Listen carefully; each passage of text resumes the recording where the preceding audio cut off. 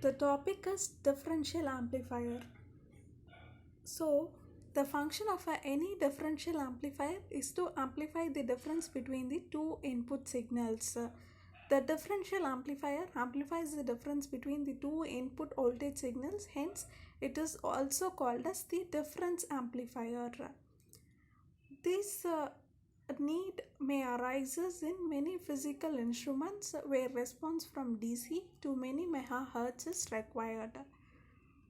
The main purpose is to provide a high gain to the difference mode signal and hence cancel the common mode signal. So this is the block diagram of the differential amplifier where V1 and V2 are the two input signals while V0 is the output signal. Each signal is measured with respect to ground and Vd is the difference between the two signals. The output signal is in a differential amplifier is proportional to the difference between the two input signals. Hence, the equation may be referred as V0 is proportional to V1 minus V2, where V1 and V2 are the two input signals and V0 is the single-ended output signal. So, in a differential amplifier, we have a differential gain AD.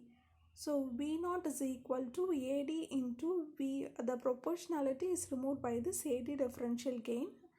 V0 is equal to AD V1 minus V2. AD is the constant of proportionality. Hence AD is equal to V0 by Vd, which is the differential gain of the difference amplifier.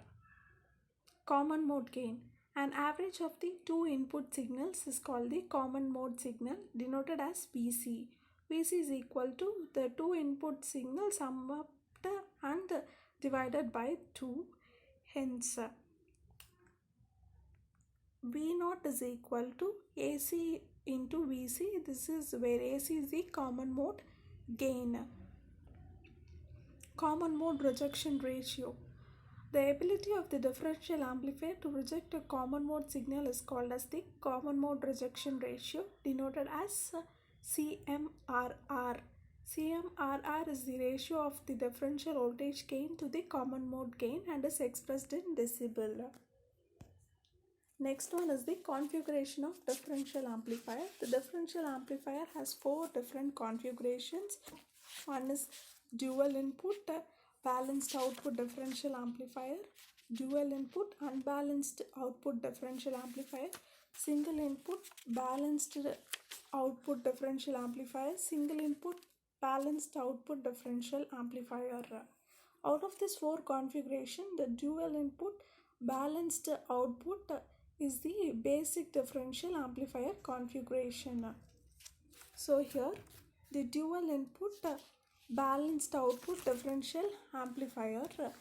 This is the configuration for the dual input balanced output differential amplifier. Look, we have 2 inputs and this is the single input balanced output. Here we have single input and the balanced output. Look at this balanced output. Here dual input unbalanced output differential amplifier. We have 2 inputs and the unbalanced output.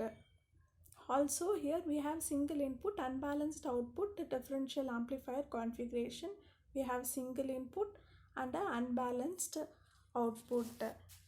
So from this 4 diagrams we can take account that if the output is taken between 2 collectors with respect to ground. Here look at this. If output is taken between 2 collectors with respect to ground, then it is called balanced. If the output is taken between only one with respect to ground, then it is called unbalanced. Okay, so depending upon the inputs we have given, it may be called as either a dual or a single.